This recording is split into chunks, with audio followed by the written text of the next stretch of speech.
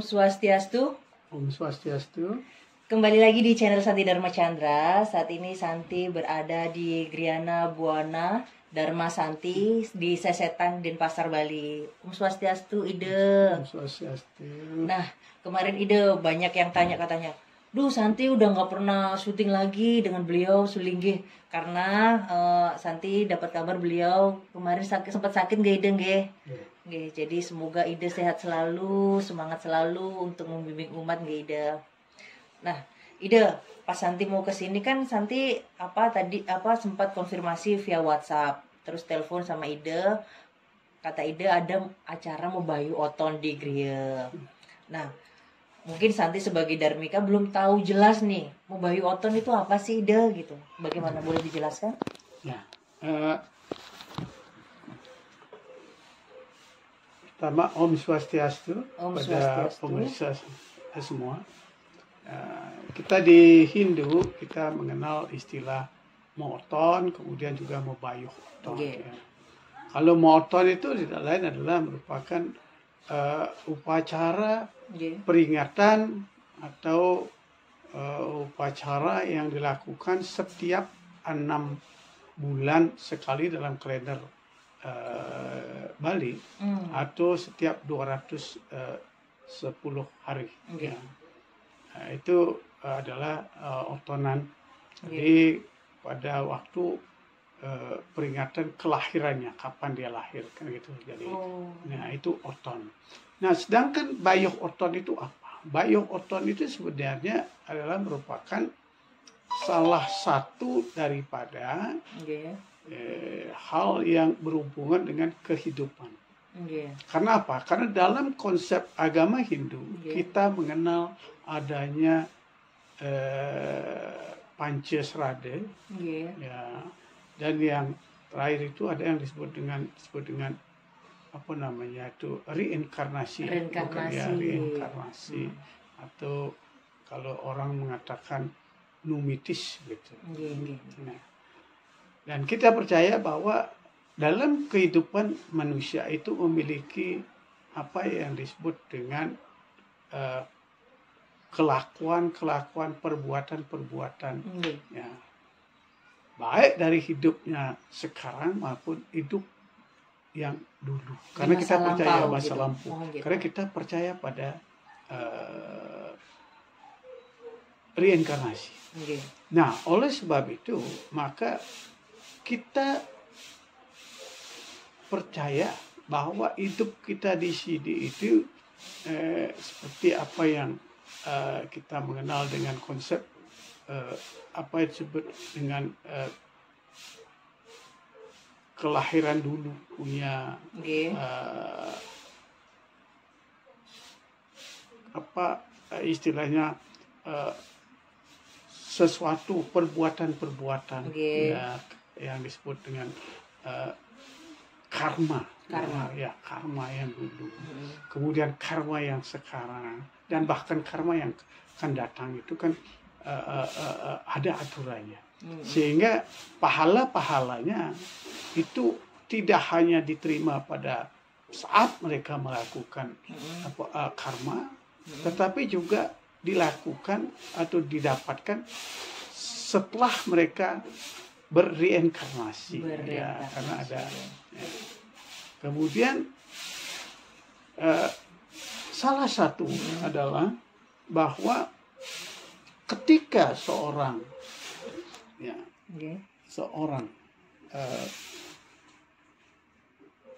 yang berinkarnasi kepada orang yang kemudian itu masih memiliki utang-utang karmanya, karena utang karma yang dibuat oleh dirinya sendiri, yaitu dengan perjanjian, dengan perkataan dan sebagainya.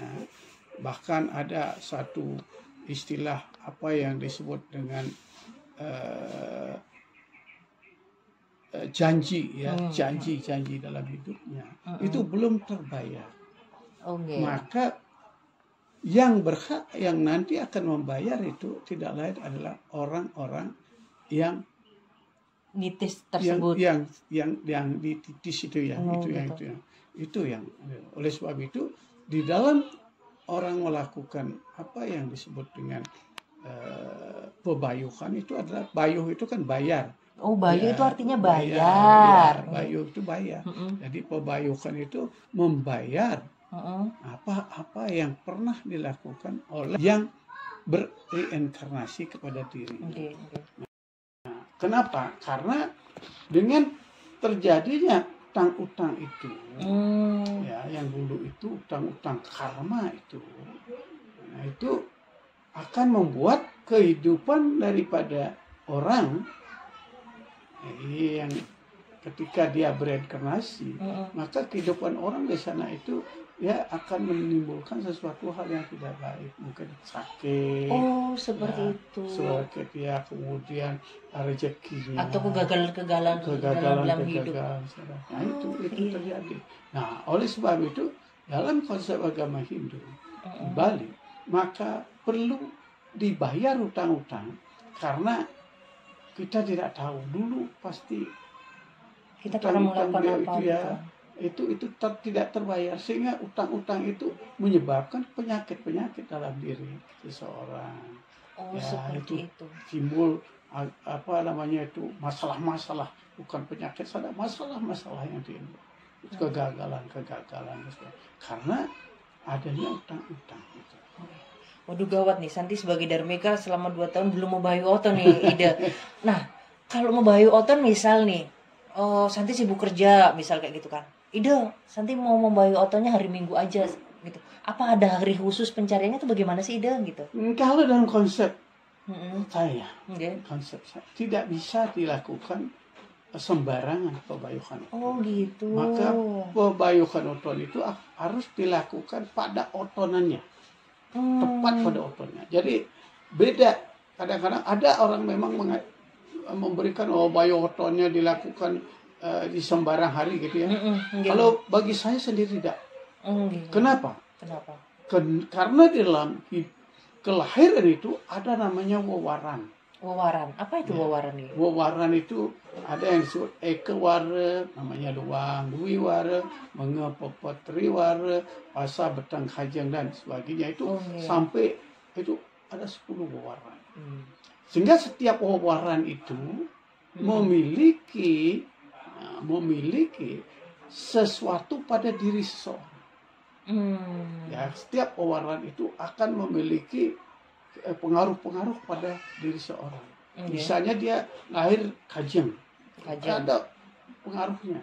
Kemudian dia mungkin lahir pada kalau daswara mungkin misalnya pandita, pati dan sebagainya. Kalau dia pandita mungkin ada pengaruhnya apa. Gitu. Nah, sehingga dia tidak bisa membayar utang-utangnya itu kalau tanpa berhubungan dengan wewaran itu. Nah, oleh sebab itu kalau saya di sini di Buana Dharma Santi, sebelum melakukan pebayuhan, jadi kita akan melakukan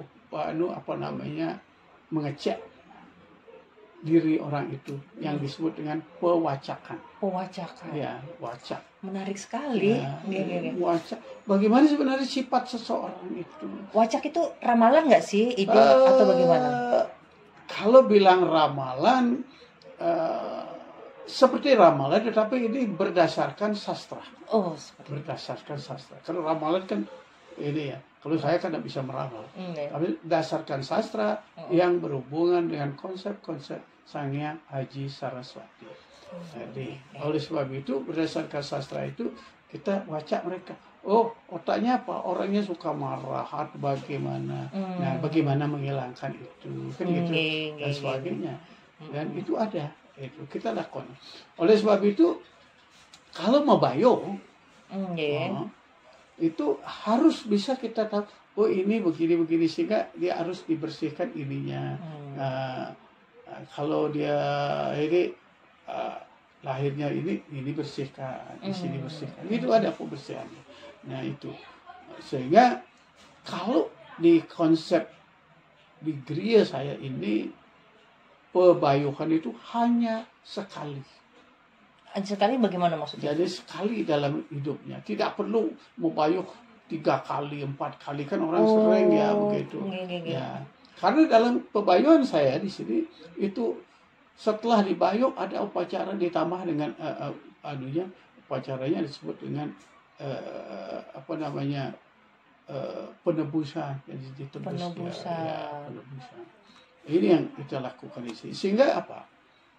Sehingga mereka itu tuntas. Tuntas. Sekali aja itu sudah tuntas gitu nggih. Ya, supaya mereka tuntas. Ya. Nah, percaya ketuntasan itu kan kembali kepada yang melakoni, yaitu merasa dirinya kusuk melakukan kan gitu. Kemudian juga yang melaksanakan, yang memuput, yaitu juga kusuk tidak melakukan gitu. Nah, itu sebenarnya. Jadi tahu dan tidak tahunya tuntas kan kita tidak. Tapi akan kita lihat nantinya setelah 1 bulan kemudian kehidupannya lebih baik, lebih baik apa tidak, lebih sehat gitu. Ya, jadi seperti itu. Jadi dalam konsep membayu otongan adalah pembayaran karma terdahulu di kehidupan utang yang bukan karma yang dibayar. Kalau ini tidak bisa dibayar, tapi hutang perjanjian. Iya, perjanjian yang terdahulu yang dilakukan oleh yang berreinkarnasi. Seperti itu. Jadi Santi ulangi biar Santi lebih mengerti. Membayu oton adalah pembayaran utang-utang di masa lampau, yang nitis di anak cucunya yang kelahiran sekarang, seperti itu. Jadi Santi biar lebih mengerti karena Santi belum mau bayu otong nih ide.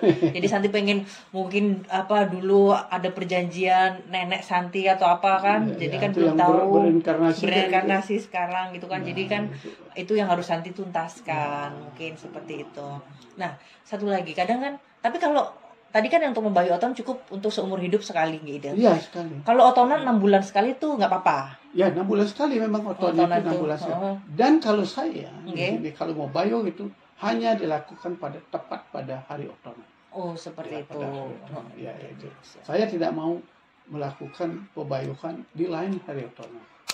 Siap. Karena kalau di lain hari otonannya dia, maka seperti apa yang saya katakan, wawaran yang ada dalam kelahirnya itu tidak tepat. Siap. Nah, satu lagi nih, biasanya itu kan ada pernah Santi ngobrol itu dari anak Gianyar atau apa gitu kan, cerita, Kak aku ini melik gitu. Nah, saya bingung, melik itu apa sih ide?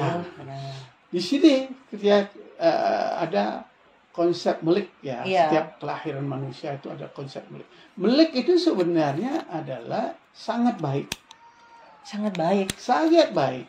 Ya, tetapi orang malah ditakut-takuti, apalagi pergi ke Bali dan sebagainya ya. Sepatu ditanya, ini melik nanti cepat mati dan sebagainya. Nah, itu horor jadinya itu gimana sih? Takut orang. Enggak. Sebenarnya enggak.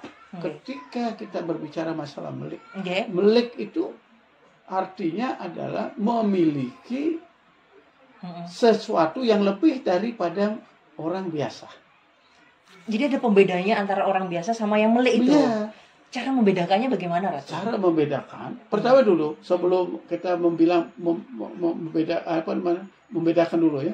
Kita sebut dulu melik itu bagaimana sebenarnya. Nah, itu bagaimana melik? Melik mana itu sebenarnya? Melik itu adalah orang-orang yang memiliki sesuatu yang lebih daripada yang lain. Misalnya mereka bisa melihat sesuatu. Seperti itu. Kemudian mereka punya insting yang cepat. Itu sebenarnya. Kemudian mereka memiliki pengetahuan pikiran untuk menuju kepada konsep spiritual yang tinggi. Nah, itu sebenarnya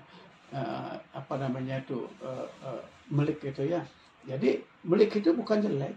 Nah, cuman ketika melik itu tidak kita manage atau kita tidak kelola baik dan tidak kita pacarai dengan baik, maka melik itu kadang-kadang merusak, bukan rusak, artinya membuat orang itu Jadi ada kayak terjadi ke musibah. musibah dan sebagainya gitu. Karena teguran mungkin ya. Karena kurang itu, karena sesuatu itu yang baik itu sebenarnya harus dikelola, tapi mungkin disalahgunakan, akhirnya terjadi permasalahan itu yang itu. Nah, oleh sebab itu milik itu harus dipacarakan, dikelola kan itu dengan baik, sehingga jangan takut kalau dikatakan milik. Justru kalau milik itu adalah bagus. Astungkara. Semangat buat yang milik gitu. Gitu. Jadi Ratu, jadi itu cukup menarik ya untuk milik ini. Mungkin apa Santi juga masih banyak belajar, cuma kan secara fisik misal tanda-tandanya apa sih dibanding tanda-tandanya itu secara kan fisik sudah ya apa namanya sampaikan tadi, tanda-tanda seorang milik itu kadang-kadang adalah mereka kadang-kadang kelihatannya mereka kok mengatakan dirinya berteman dengan siapa. Secara diskala ngelihat ini itu gitu. Melihat sesuatu. Kemudian kadang-kadang mereka berbicara sendiri. Apa yang mereka bicarakan ya tepat gitu. Nah, itu sebenarnya itu. Kemudian ada sesuatu, misalnya dia pergi, kalau orang Bali percaya kalau berjalan di tempat yang kumuh atau bukan kumuh, apa yang disebut dengan, kalau orang Bali disebut dengan tempat-tempat yang kotor atau apa? Kotor dalam konsep ritual, maka dia sakit gitu. Itu sakit. Nah ini ciri-cirinya banyak gitu. Nah, sehingga kok dia bisa begitu. Nah, ini jadinya kita harus manage itu sehingga tidak terjadi hal tersebut.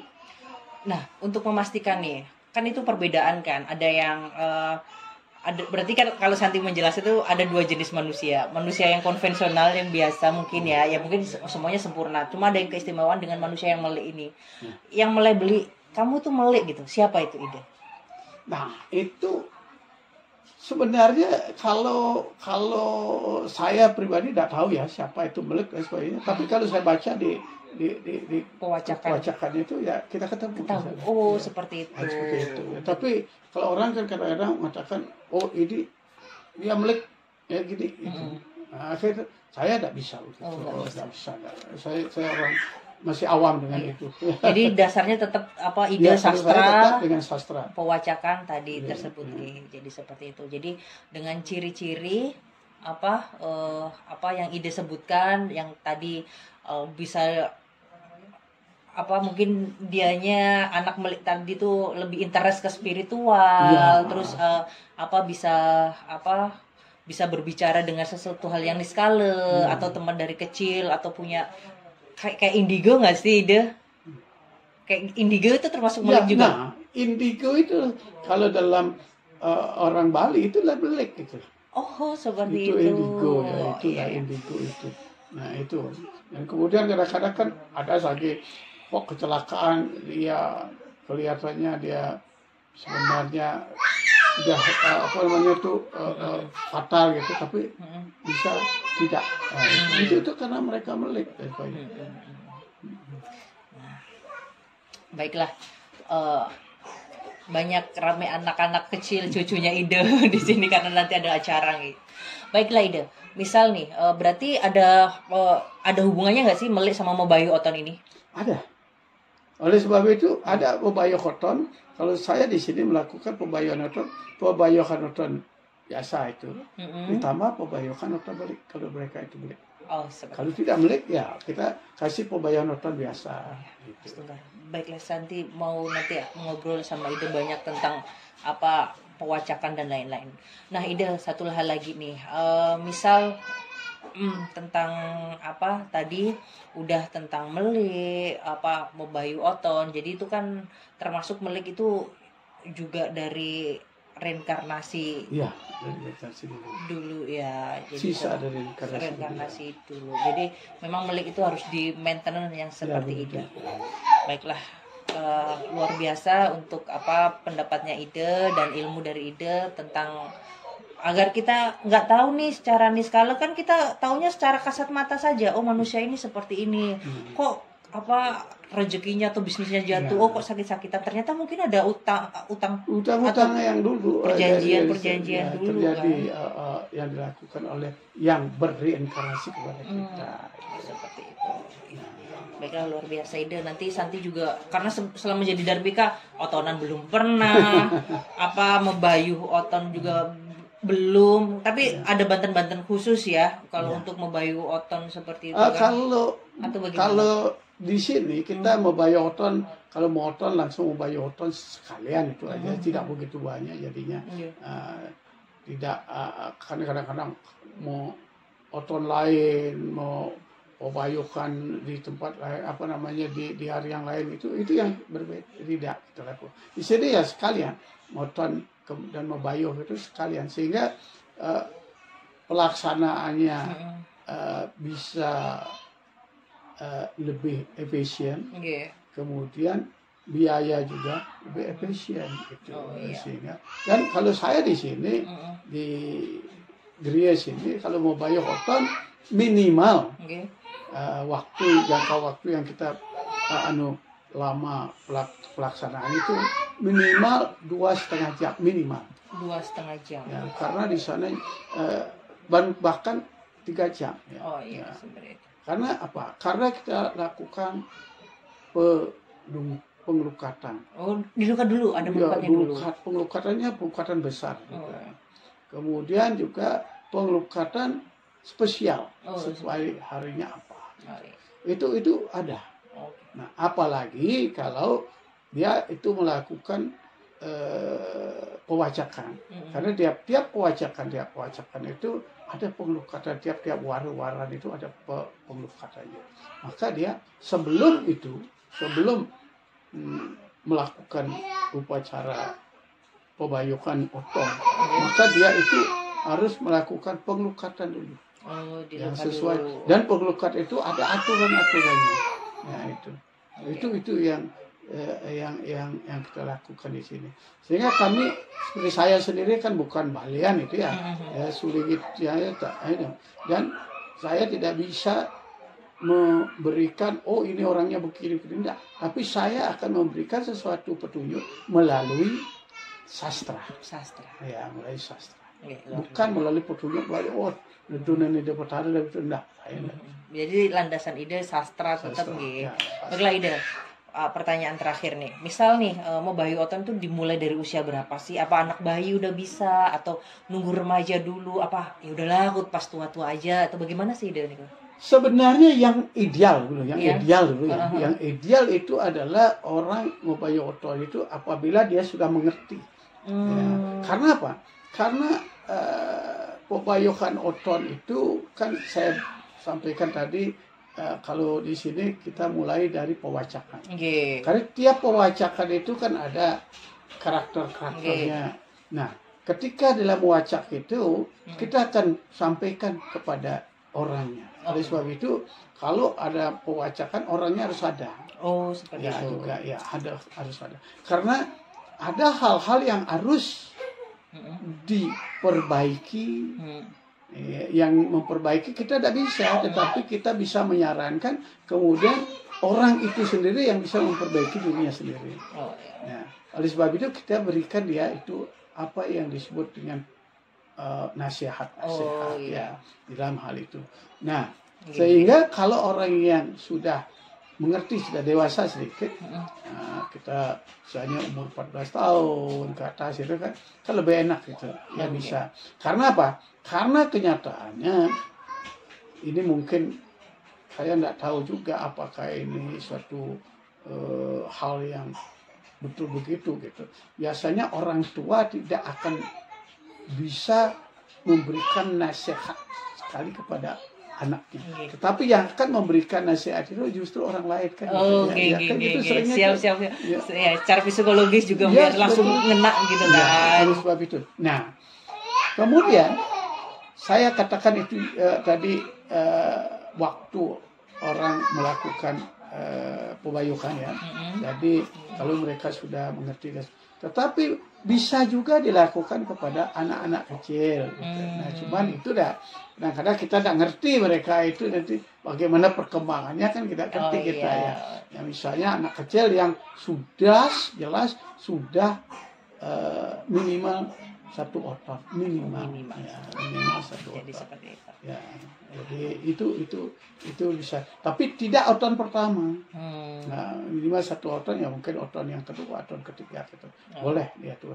Cuman itulah hasilnya kita tidak akan bisa melihat langsung bagaimana dia itu setelah dia membayuh dan bagaimana sebelum membayuh kan itu karena kita tidak melihat dan mengetahui bagaimana karakternya pada waktu kecil itu kan gitu. Nah, bagaimana perubahannya kan kita tidak bisa melihat itu. Sedangkan kalau dia orang sudah agak dewasa 14 tahun ke atas itu kita bisa melihat oh tadinya dia ini tidak suka sekolah. Ketika kita melakukan pebayuhan dia mau sekolah semangat lagi belajarnya gitu. Itu yang terjadi dan bahkan pernah terjadi ada orang yang punya apa saya nggak ngerti namanya itu kalau dia naik sepeda motor atau apa melihat ada air besar gitu ya itu dia pingin melompat ke sana. Nah, Astungkara setelah dia melakukan pebayuhan hilang itu. Oh, hal-hal secara skala yang mungkin dia rasakan gitu kayak. Ya, dia rasakan. Nah, ini yang terjadi baiknya gitu. Nah, itulah bisa kita ketahui oh ini perubahannya kan gitu. Itu kan gitu. Luar biasa. Baiklah Astungkara, Ida sebelumnya Matur Suksma sudah diskusi lagi. Nanti Santi mau tanya satu episode lagi nih Ida, karena kemarin tuh Santi sekarang itu ada kerjaan di Canggu. Jadi ke Denpasar juga kemarin juga dari Jakarta, dari Solo seperti itu dan Astungkara Ida tetap sehat, tetap semangat. Ya, Astungkara. Jadi Matur Suksma buat Ida sudah hadir di channel Santi Dharma Chandra. Mohon ditutup dengan doa semoga channel ini bermanfaat bagi umat sedharma. Sama Madewa Sarwa Prani Tangkara Namoce Sarwa Patabiya Palya Susi Ram Kesantewi Kayi Kerza Santewi Wajika Mama Santewi Mana Surat Permadat sama suamam Mahayar Wardi Azza Wardi Pratnya Sukasi Dharma Sentani Wardi Cia Santute Sabda Bade Yata Meru Titya Dewa Yawat Gange Maitali Chandra Kau Kegana Yawat Tawa Dua Wijaya Bawat Dua Dirgayu Rastu Tata Suatu Dua Abhigna Mastu Tata Om Suko Buan Tu Om Suko Mutu Om Sabda Dia Tu nama